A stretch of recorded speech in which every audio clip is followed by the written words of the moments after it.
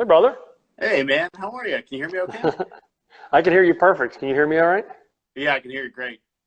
Super What? sweet. So we already got 5 people on, and more will be coming. And then I send this out. Um, that's not going to work. Not gonna work? All right. Just trying it out. Trying to support my phone here, so I have to hold it up the whole time. All right. Yeah, Instagram's a little funny that you can't go landscape. You got to go portrait. Are you good? Yeah, I'm good. Just prop this thing up right here, and there you go. All right. So what is the date today?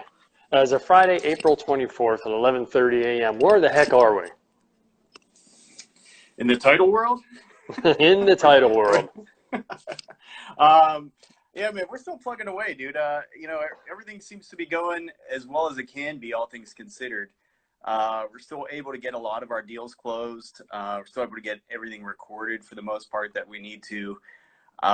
Just going forward, I should say going backwards, when this thing first started back in, when did we get the order, March 14th or something from the governor, no more real estate transactions. We got the memo March 14th. I think it was a Friday at 5 p.m. I thought we were done. I really did. I mean, I thought we weren't going to see any more real estate transactions for the next month or so. So anything since then, I think it's been gravy. It's been bonus. It's been a bonus. So it's a blessing. Any deal that we can get done that we've gotten done for the last month and a half, I think has been just, a blessing. So there's a couple new terms that are coming out. There's BC, which is before Corona, DC, which is during Corona, and then there is AC, which is after Corona. So tell me what PA land titles looks like BC, before Corona. You guys are much more hip down in Florida with all these terms. I've yet to hear anything. I just made that shit up, bro. Oh, all right. I can see it. It's going to go viral, man. And I appreciate you closing the backdrop behind me so you're not rubbing in the balcony Right. of Miami. So, So, yeah. So BC Corona, we were, plugging away. The real estate industry was probably looking the most promising it's looked in 10 years. So everybody was on fire. 2020 was going to be everybody's year. That's what we all thought. well, Boom. hold it. I'm going to stop you there. Okay. 2020 can still be everybody's year. Yes, but you're asking me what everybody was thinking in 2020. But Oh, that's right. I want to know what does PA Land's infrastructure look like before Corona, during Corona, and what do you think it's going to look like after Corona? So physically, sure. like you have closings coming in the office, you have employees coming in, everything is normal BC. During Corona, what do I look like with PA Land titles, and then after Corona, what is PA Land titles physically going to look like? Sure. So before Corona, Pennsylvania land titles, our employees, could we work from home remotely? Yes. Was it efficient? No. Was anybody doing it? Very rarely. People weren't coming Right. in. People were coming in every single day. That was how we functioned most efficiently. We were face to face. If I had a question for Connie, Connie, one of the best processors in the business, I'd walk down the hall and ask her directly, face to face, where are we with this file? So when all this happened, it happened very quickly. So March 14th, I thought we were going to close. I think the next day we found out we were essential. So by Monday, we realized we could still be open, but we went into gear really fast. We basically ordered a ton of laptops for everybody in the office. We had everybody come in that weekend, literally that weekend after the governor made the memo, and scanned every single file, every paper, piece of paper we had in this office. We scanned it in there. Nice. Our So employees were here. you're kind of forced to change the way you do business and be a little bit more in the cloud, a little bit more remote, a little bit more digital. Even though I think the state of Pennsylvania is against title companies being remote, digital. Yeah, they're not making it easy for us, for sure. We're functioning as well as we can. We're working remotely. I think my staff has done a phenomenal job. I mean, everybody adapted. We invested a lot in technology. We invested a lot in hardware, scanners for everybody's desk at home, printers for everybody's desks at home. I don't see many hiccups at all so far. I don't see any. Yeah, and then, the big thing for me, the big turning point for me is I had a really scary closing. This is probably like a month ago now. Time seems like it's flying by, but also seems like it's going really slow. But Right. I had a closing when basically a guy came into the closing who was very, very sick. He was coughing. He had a mask. I mean, this is, you know, before anybody else was wearing masks, and just like the coronavirus was starting to get scary. He showed up and he had a mask on, but he had it around his chin, and he was wearing gloves. And I mean, his eyes were red. He was sweating profusely, and he was coughing everywhere, Wow. all over the conference room. And he said he had bronchitis. And then he said his wife was actually sick with bronchitis, but so sick she couldn't get out of the car, and that we had to go. And I stopped the closing immediately. I said, this cannot be going forward like this. You know, I told the agents, I said, hey, you know, this is why they're shutting everybody down, because Right. people are showing up. And I mean, people are desperate to close. I get it. It's like, if I was in a desperate situation where I had to sell my house or I had to buy my house and I had kids, and, you know, financially, if I didn't sell my house, would I be able to make my next paycheck, or, you know, my next rent payment, my next grocery store, you know, shopping run? Maybe I wouldn't be in that position too, and say, you know, I probably don't have coronavirus. I'm going to risk it and, you know, go to this closing anyway. What are the odds that I'm actually going to infect anybody? I'm going to wear a mask, blah, blah. But anyway, after that, I realized, I went home and I said, you know, my employees here were real nervous about it. I said, how can we do this moving forward where everybody's safe? You know, it's not only my job to keep my employees safe and keep, you know, our customers safe, but it's also like, I felt that we had a job to slow you know, we had a duty to the whole state to slow the Right. spread. And the way we were doing things was adding to the problem. So that night and that weekend, I brainstormed, and we came up with the drive-up closings. So by that next Monday, we started calling everybody and saying, hey, we're doing drive-up closings on the parking lot. You know, we can keep 10 feet distance from everybody. We can, you know, open air. What's safer than being an open air than versus a room? You know, before Right. we were cleaning our conference room. You know, we're cleaning our whole office with whatever we could find. You know, 50 times a day, Sure. Lysol, disinfecting it. And it was just not a sustainable model to have. So we started implementing the drive-up closings in the middle of coronavirus. And how that's working for us is we're obviously calling the buyers ahead of time, explaining the sellers, the agents, explaining to everybody how it's going to work.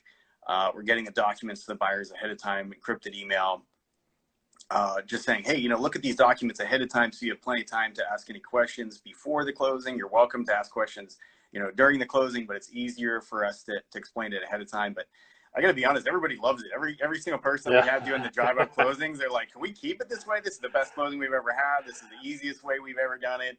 So what we're doing is we have all the documents on a clipboard. They're highlighted.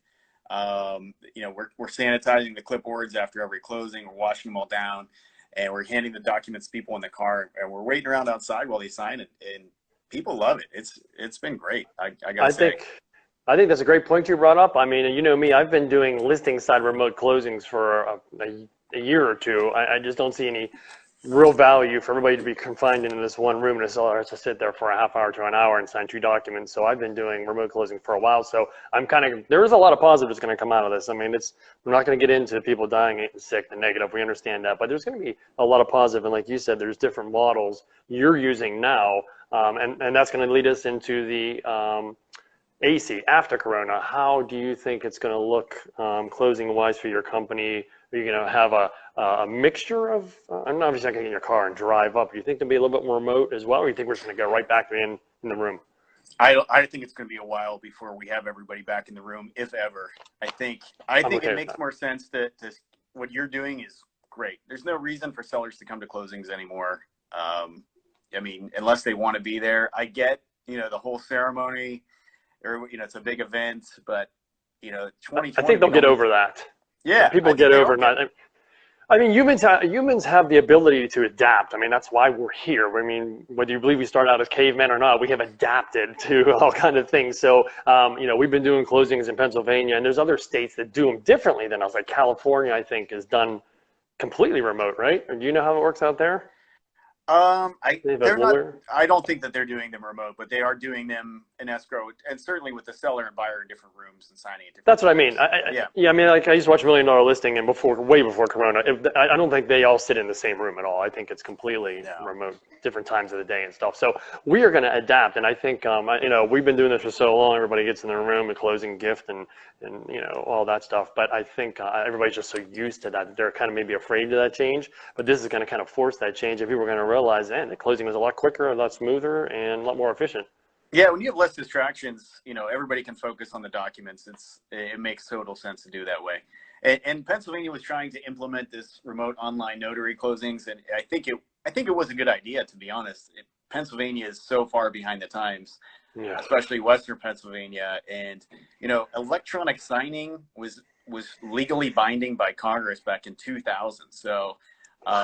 Yeah, so it's been 20 years since electronic signing was deemed, a legally binding document by Congress, and we still are here 20 years later, and we can't do anything about it. I mean, the governor allowed us, our underwriters allowed us to do remote notaries closings, and again, I ran out, invested all this equipment, got new cameras, got microphones, our laptops are all set up to get set up with the state and to get set up with the software providers. It's a long wait list, but we were fortunately very on the front lines with that. So we're all set up with it. And, I talked to all the lenders like, hey, you guys good with remote closings? You guys good with signing everything electronically? And they're across the board. It's no, we want everything wet signed. We want. So it's like, there's nobody wants to change, and that's the way it is. And, that's why we're going to have to keep doing these DocuSign closings. But yeah, as far as, go to the after closing effect, we're moving forward. We're still confident that 2020 is going to be a great year. We're still confident the Pittsburgh real estate market is as strong as ever. We're hitting the pause button here for a little bit, but we're buying a new building here down the road. It's going to have, the way we're organizing it is the conference rooms will be completely separate from the rest of the staff. So people can come in and sign. We can, like you said, I think it makes total sense to either have the sellers sign ahead of time. If they still want to come in, maybe just still keep them separated. But I'm going to make a suggestion. You guys should buy a bank, and then where the tellers are. You can have the people drive up and just stick their hands in and sign the documents. I love that. I love that. That's a great idea, right? So we talked about a lot of the attendees of the closing love the distance closing, remote closing. Have you had? How about the employees? Are they okay with it? Is Denise good with it? Yeah, Denise. Denise. She's a social butterfly. So yeah, I think it takes away from her spiel a little bit. So I will say this: it's a lot of preparation to prepare the files for a drive-up closing. Takes 3 times as long as it does as a regular closing. Why would that be? Just because we're marking every single spot on the documents, right, where to sign. We're also getting the documents out to the buyers ahead of time, calling everybody in the party, reminding them how we're doing this. Right. We have it in our signature on our emails, so it's already listed in every email. Hey, this is how we're doing closings, but it's at the bottom of the email. I can't trust people are going to read that. I mean, yeah. I call all my people. I'm like, hey, there's orange parking cones. We've got a banner out there. If you get a 10 o'clock closing, just pull up to an orange cone, and I'll see you at 10 a.m. right on the nose. And I come downstairs, and people are parked on the other side of the parking lot. They're not anywhere near the orange cones or the banners. So people aren't reading it. They're not following instructions, but it's working. I mean, it's still, like I said, I enjoy it. We can do a couple closings at a time that way, and we're giving tons of attention to everybody at the same time. So it's not like anybody's getting shortchanged or, we're saying sign, and, tough right. break. This is coronavirus. This is how we do things. So our customer service levels, if anything, we're more understanding. We're, everybody I talk to, the first thing I do when I walk up to the car, I say, hey, I'm so sorry we got to do things like this. Because here I got my scarf here up to my nose, look like a bank robber. And I say, hey, I'm sorry we got to do it this way. This is crazy. And everyone's like, no, this is great. I pull right up, don't have to get out of my car and be out of here in 20 minutes. So right, and I think that goes back to the adaptation conversation we just had. I think it's a little rough now, but once this is over, and if we can stick to that and start putting some processes and protocols in place instead of an orange cone and something else, it becomes a lot more fluent. It could be the whole process could be a lot more welcome to agents, buyers, sellers, closers as well. once we adapt and make some changes to make it, maybe some software will come out and make it easier to point to where they need to sign or something. And I mean, as you know, anytime there's disruption, there's room for opportunity. Yep. So, Boom. And it's a great opportunity to re-examine everything and say, hey, is this the best way we can do this? Is, you know, and that's every night I go to bed, my wheels are turning. You know, what's going to happen next? What, you know, and even when we had the first case in Washington, we ordered 3,000 hand sanitizers with our logo on them. You know, when we had the first case in Washington State. So we're looking at everything every day and saying, how is this going to affect us down the road? What's, you know, I don't want to be caught on my heels in anything here. It's everything that we're doing is, could this possibly happen? Could we have to, you know, I ordered thermometers, I ordered masks. You know, if one of my employees gets sick, what's the next step? Are we going to have to shut down? And Governor Wolf says no. You know, fortunately, we've got most of our staff working from home, but we can't all work from home. We can't all work remotely, obviously, because we have closings. But, you know, we're all in individual offices that are here, the few of us that are here. So if somebody does get sick, the rest of us, I'm in a position that I can start taking temperatures. I can, you know, take preventative measures. We got cleaning companies lined up. They'll come in here and you know, Clorox this whole place down one more time. So, you know, I'm just trying to be as proactive as possible with any kind of situation that could disrupt our business. So what's the hardest part of a DC during Corona closing? Is it getting a dye test, getting hold of the municipality, the lender? What is your biggest challenge you've seen?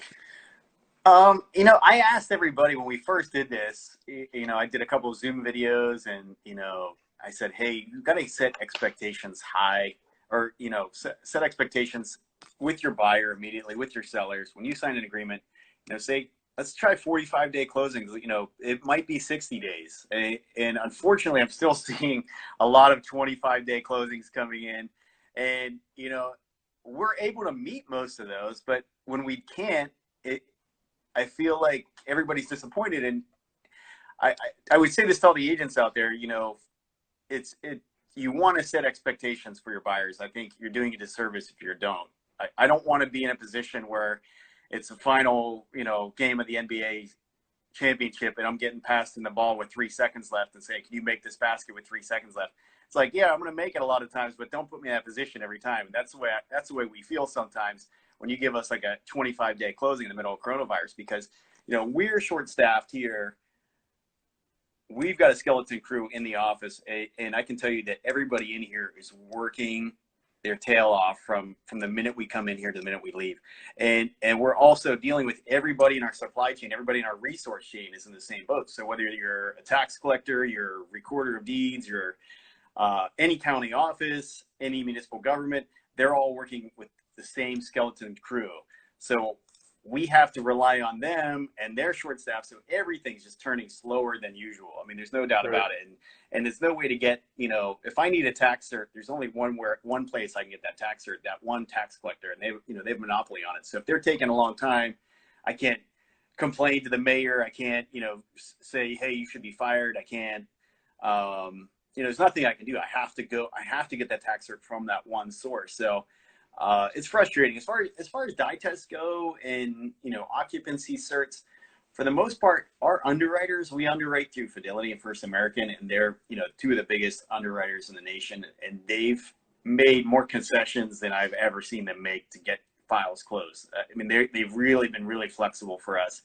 So even with dye tests and, you know, occupancy certs, they're saying, hey, if the buyers and sellers are that desperate to close, we're fine with them closing, but let them sign a letter that says, hey, you know, we insist on closing. We understand that there could be issues down the road.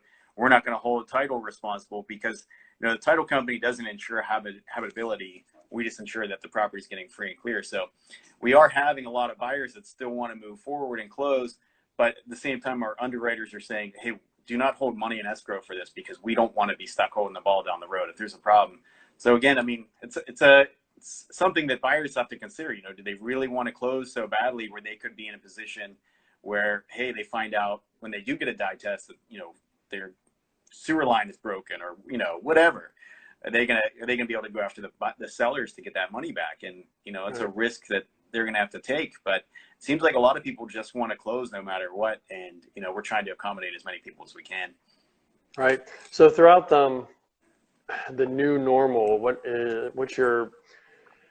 was your biggest challenge, and what was your biggest win? Like, what did you think was going to be an absolute nightmare and maybe ended up, working out better? I think everybody reacted at first like this was not the end of the world, but that, everything was going to shut down. Business was going to come to a halt. That never happened. So a lot of counties, a lot of municipalities, boom, shut down March 14th. And I thought, wow, this is going to be interesting. How are we possibly going to do business with all this going on? But I think, as the weeks passed, and Western Pennsylvania has been very fortunate, we're not hit nearly as bad as Eastern Pennsylvania. So a lot of those municipalities and governments are opening gradually, allowing us to get what we need.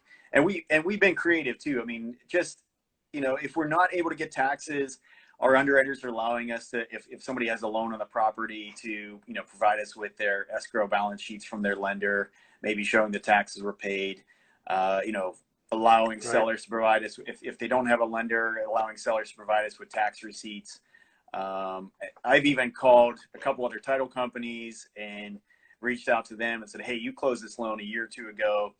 What do you have on this file? What do you, and if they are able to provide me with stuff that is able to provide us with a, reasonable assurance that there's not a lot of issues out there, our underwriters are giving us a green light to close on that. Wow. So, yeah, I mean, I think that's been huge victories, just finding ways. It's like, I just told Denise earlier today, I said, every day is like Apollo 13 here. We're basically a new set of problems and trying to figure out how we're able to solve them with the limited resources that we have. And we're getting through. I'm proud of everybody here. So to me, that's our biggest victory, is that we've been able to surmount most of the obstacles that we've come across. Yeah, and that's a testament to a lot of small business owners' leadership and leadership skills. If things are going status quo and then a bump comes, how does one react? If you just take the reins and make the change and keep things going smoother, you just like collapse and like, oh my God, I can't do it. And I think I have a buyer transaction that went under contract with you guys, DC, during Corona, and so far it's been super smooth. Appraisal went through. They didn't need a dye test. HOA docs came through. Sight unseen. I haven't seen the house. The buyers haven't seen the house. They don't even live in Pittsburgh, so everything's going smooth. Wow, that's great. Yeah, it's going to close June 1st. I don't know. I mean, we'll probably do a walkthrough. I guess that'll be the first time we all see the house. Crazy. Yeah. I mean, I got to say, like, the network that I put together during this has been great. I mean, Katie Manarino at Blue Sky Closings, Nicole Zabella Avid, Marino over at Settlements Limited, Ryan Beckett Assured Settlement. I mean, we're just reaching out to each other, bouncing ideas off each other. And there's plenty of business. Yeah, there's plenty of business to go around. And I mean, to have them to bounce ideas off of has been huge. I mean, there's times I've come home thinking, like, how am I going to do this for another month? When is this going to end? And honestly, I'm more optimistic now than I've been the whole time. Right.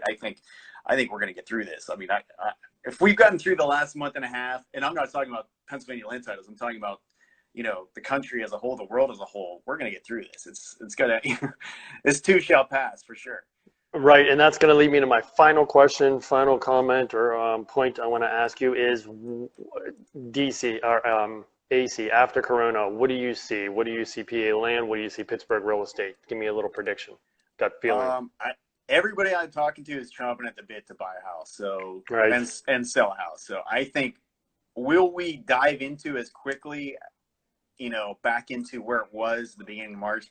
I don't think so, but I do think it will get there by August and September. Once they open up the doors, people are going to be a little tentative for sure, but I think cases are dropping. People are getting a lot more comfortable being out and about. I feel like even with all the masks that you're seeing around here, I do believe that the market will rebound quickly. And, as far as how we react, we're still going to keep our employees working from home as often as we can. We're still going to keep the drive up closings. We're going to, maybe be a little bit more lax on who we let in here coming in soon. But I have to just, protect my employees. I want to protect our customers. And things are working out great. So we're just always adapting. I can't say for sure where we're going to be in a week. I don't know where we're going to be tomorrow. It's just, Always Right. something new and new hurdles to overcome. But I mean, I would just tell anybody out there, whether you're a realtor, a lender, um, a title company, just, you know, now is your time to rethink everything you're doing. Reach out to your peers, seeing how they're doing things. You know, don't sit on your hunches right now. Now's the time to act. You know, don't. It's easy to go defensive right now and be like, okay, you know, I'm just going to try to survive this. You don't want to try to survive. You want to try to excel and get to the next level. Now's the time. Yeah, from what I'm seeing, more people want to get back to work than are saying, "Ooh, I'm not, I'm a germaphobe." So I think that's leading to a belief that the faucet's going to turn on. And I think the longer we're quarantined, the more education we're all getting, the more figuring things out. So I think you're going to see people more comfortable with gloves, more comfortable with masks, and by the time they release us, I think it's going to be a slow. Maybe the first week or so is going to be a little bit, it's going to go, but a little slower. And then you'll be seeing social media posts about buyers and sellers. Yeah, I just closed at home with our mask and we had no problem. That's going to give everybody else that was a little bit more hesitant a little bit more level of comfort. And I think you're going to see our spring market that has been delayed just erupt. That's why I paused you in the very beginning. I think some agents, some land title, or some closing companies, some lenders are going to have equal, if not better years than they've ever had, because people are just pent up and ready to go. And again, we are learning a comfort level with this new norm the longer we're in quarantine. Yeah, 100%. I mean, people are ready to get out. They're chomping at the bit to get out. And like you said, they are comfortable with the gloves, the mask. It was terrifying at first, but now it's like, hey, it's the new norm, and people are social creatures by nature, and they want to get out, and they want to do what they want to do. So I agree with you. I do believe still this is probably going to be one of the best years that we've had in a while by the end of this year. I agree. Yeah, I mean, when I first came to Florida a month ago, nobody had masks on. I mean, I had one with me and I put it on, I looked around, nobody had it on, so I took it off.